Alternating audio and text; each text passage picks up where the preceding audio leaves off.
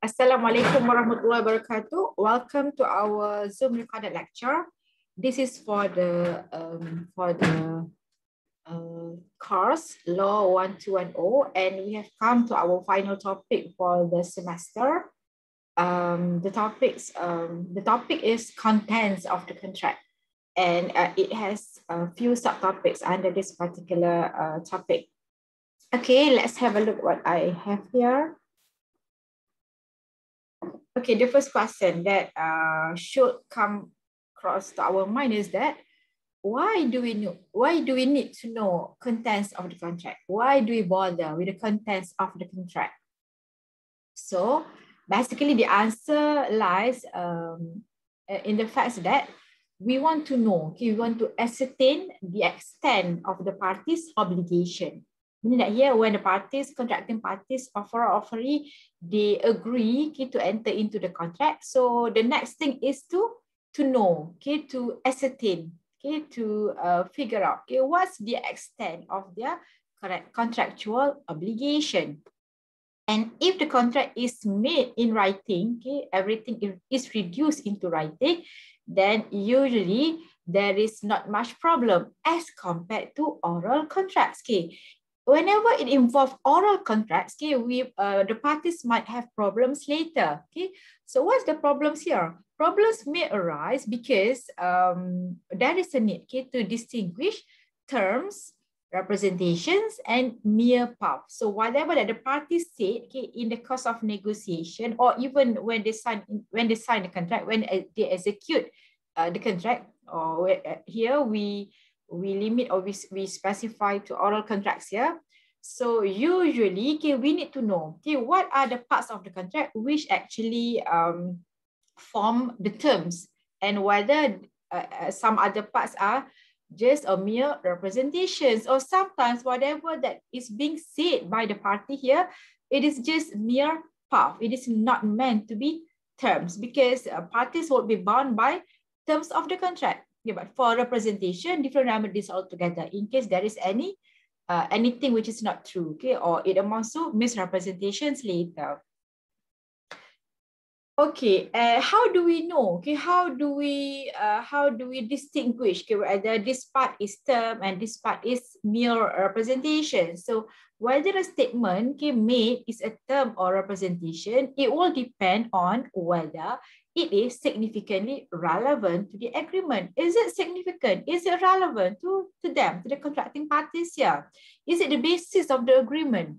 Okay, and as far as our Contracts Act is concerned, actually, we don't have any specific provisions, okay, which deals with contents of a contract.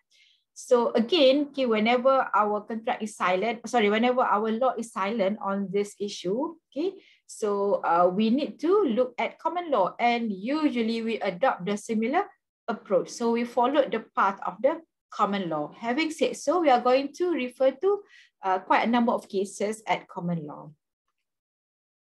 Okay, we go to the definition first before we go to the case law. So what is meant by the word contractual terms here? Sorry. Okay, so contractual terms, actually, they are statements that form part of the contract. So whatever statements which actually this is part of the contract, then it is considered as contractual terms or terms here. And parties to the contract, contracting parties, actually, they will be bound to perform. They must perform, okay, if the statements are considered as contractual terms. Because why? They have agreed to do so when they entered into the contract. And what if they fail to do so? What if they fail to perform, or they perform but then it's not up to the expectation? Okay, it was done unsatisfactorily. So what is the remedy available to the affected party? So it may lead to an action for breach of contract or breach of the terms of the contract. So how do we compare with the term representation? So some other statements here, actually, it is not part of a contract, even though the parties might have depended on it. Okay, it might have the statement might have led the other party to enter into a contract in the first place. So whatever pre-contractual statements, okay, they are called, okay, representation. So in the law of contract, it is known as representation. So the consequence of such representation turning out to be false. For example, whatever is being said by the contracting party here, okay, and it turns out to be false later, the party cannot sue for breach of contract, but they can take action under misrepresentation, but not for breach of contract. Because why? It is not terms of the contract. So there's no issue of breach whatsoever. Okay, so again, the legal consequence here is that because why we need to distinguish between terms and representation here? Because different terminologies here, okay, different action here, it provides different remedies. So for term, different remedy, for representation, different remedy. If there is any problem later, if there is any breach later. Okay, and I mean, it's related questions. Okay, how do the courts ascertain the parties' intention? Because it's always conflict of interest. Okay, when the parties brought the case to the court, one of them will say, "Oh, this is term," but the other party will say, "No, it's not meant to be term." So how the court ascertain? Okay, how does the court ascertain? Okay, whatever the real intention of the parties here. So again, the answer is that it is a question of facts. Okay? But in order to assist the court to come up with a fair decision, okay, whether this is term or is it just a mere representation, so there are a number of guidelines, and we call it factors or tests. And it is very helpful, okay, very useful to help the court in distinguishing term from mere representation. Okay, so and all the factors or tests here, they are developed or they are derived from case law. So we are going to look at some of the factors or tests together with the case law. So there are at least 6 or 7 factors altogether. Okay, we are going to have a look one by one. Okay, the first one,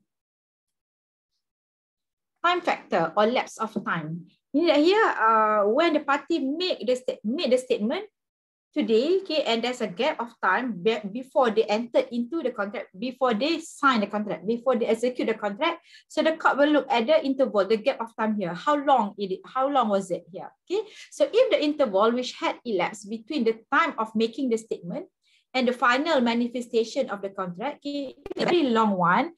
So normally, okay, the decision is that the court will just regard or treat whatever statement here is just a mere representation, because it's very long, the time gap here. Okay, because why? Maybe the assumption of the court is that the inference is that this statement is not, I mean, it is less significant. Okay, that's why it will be just treated as representation and it's not a term. Okay, let's have a look at the case laws to understand better. The case name is Routledge and McKay, reported in the year 1954, the judgment by Court of Appeal. So who was McKay here? So McKay, he was a private seller, and then he was discussing to sell off his motorbike to Routledge. So McKay is the seller, Routledge is the buyer. So McKay, reading from the registration book, so he was referring to the registration book, okay, of the motorbike, and he said to Routledge, okay, the one who wanted to buy, he said that, and the date here is on 23rd October when he said so, okay. The bike was a 1942 model, okay, that's what he said on 23rd October. And there was a gap of 7 days, okay, from the making of the statement until they sign or conclude a written contract. So the written contract was not concluded until 30th October, a week later. And then in the written contract, it didn't mention anything about the age of the bike. Oh, I mean, whether it was 1942 model or not, okay?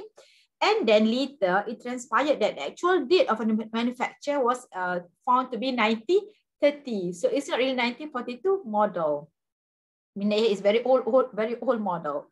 So later, Routledge was claiming again McKay. Yeah, Routledge claimed for damages. So Routledge was trying to claim for compensation, but he failed, okay, in the Court of Appeal. Because why? Okay, what's the finding or what's the reason here? The court said that the interval, the gap of time between negotiations on 23rd October, okay, and actual execution of the contract on 30th October was too long, okay, for the statement about the 1942 model to be considered as part of the contract. After all, it wasn't reduced, it wasn't incorporated into the written contract. So it is lesser significance in terms of whether it is significant enough to be considered as terms or not here. Okay, that's how the court decided the case. Okay, the second factor or the second test is that importance of the statement in the minds of the parties. How important, how significant it is to the parties, to the contracting parties. So a statement is a term, okay, where its importance is such that the party making it, okay, will not have entered into the contract at all. I mean, it's very, very important because I mean, it affects, okay, the whole decision of the party to enter into the contract. Okay, the case is Bannerman and White, reported in year 1861, very old case here. It involved the buyer, okay, and seller. The buyer of hops. Okay, what is hop here? I put the definition here. Dried fruits of a climbing plant, which are used to give a bitter flavor to beer. So certain plants here.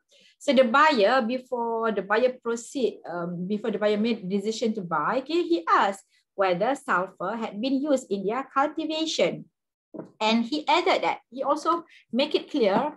He also make it clear to the seller, okay, because if it had, I mean that if the sulfur had been used, okay, he will not even bother to ask the price. I mean that he really mean about it. Okay, he didn't want to buy if sulfur had been used in the cultivation.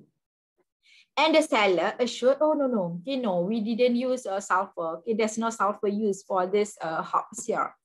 So when later, okay, there's a problem, and then the buyer brought the case to the court, okay, and then whether the oral assurance given by the seller here, is it a term? Okay, the court said yes, it was. Okay, and in fact, it was a condition. Condition is a type of term. Okay, condition of the contract. Because why? It is very, very important. It was of such importance that without it, okay, I mean here the usage of sulfur here will determine whether the seller wanted to buy or not. So the buyer will not have contracted. I mean, there will be no contract if sulfur had been used in the cultivation of the plant hops here. Okay, and in relation to this, there's also the issue, or usually this is the related discussion, okay? Puffing or mere exaggeration, because normally seller would wanted to secure, okay, the sale or the transaction, okay, the deal. So there's some statement which is just mere puffing or exaggeration. And then the legal rule is that mere exaggeration cannot normally be a representation. I mean here, if we were to draw, in terms of the degree, okay, the degree of importance here, we'll start with exaggeration and then representation and then terms. So exaggeration is lesser, okay, lower degree compared to representation, and then later terms, okay, because different remedy altogether. So where perfect exaggeration has the object of inducing the representee to enter into the contract, then it must then form a representation. So perfect exaggeration also might amount to representation if, okay, the aim or the object is to induce, okay, to cause the representee, the party, to enter into the contract. That's the decision in the case of Lau Confat and Port Klang Resort Malaysia and Berhad, judgment by High Court, reported in year 1998. Okay, let's have a look at the facts here. Okay, defendant, in the case of Lau Confat here, defendant was the license holder of a golf course, okay, Port Klang Golf Resort here. So it provided golfing facilities at the resort. And plaintiff, okay, he was lured by defendant's brochure. So he read the brochure, and in the brochure, it contained that all the promises. Meaning that here in the brochure, the defendant promised that there will be various sea sports facilities at the resort. So because of after he read the brochure, okay, so he signed up for membership at the resort. He wanted to use the facilities later, so he need to become member. So need to pay the membership fees whatsoever. And later, plaintiff discovered that there's no such sea sports facilities. So plaintiff was dissatisfied with the facilities provided. But then again, defendant said, no, we will provide it, the promised facilities in the future. Okay, but then again, when he waited, there's no such facilities as promised in the brochure. So now plaintiff applied for a rescission, want to set aside the agreement, okay, wanted to get back the money, the membership fees, usually is a very big amount, okay, for a refund of the consideration paid, okay, the membership fees here. So the court allowed plaintiff claim here, and what was the court's observation? Okay, it was observed that exaggeration, normally the rule is that exaggeration, okay, whatever thing which is being exaggerated, it cannot be held as representation. That's the rule. But in this case, okay, where the puffing or exaggeration has both the object, okay, the aim, and the result of inducing the representative, inducing the plaintiff to enter into the contract, to sign up to be the member. Okay, so the puffing in this particular situation, the puffing or exaggeration, actually it is considered, or it amounts to representation. Okay, from a representation is no longer considered or regarded as mere puff, okay, or exaggeration. Okay, we stop here. We're going to continue with the third factor of test. I stop share for a while. Okay, Assalamualaikum warahmatullahi wabarakatuh.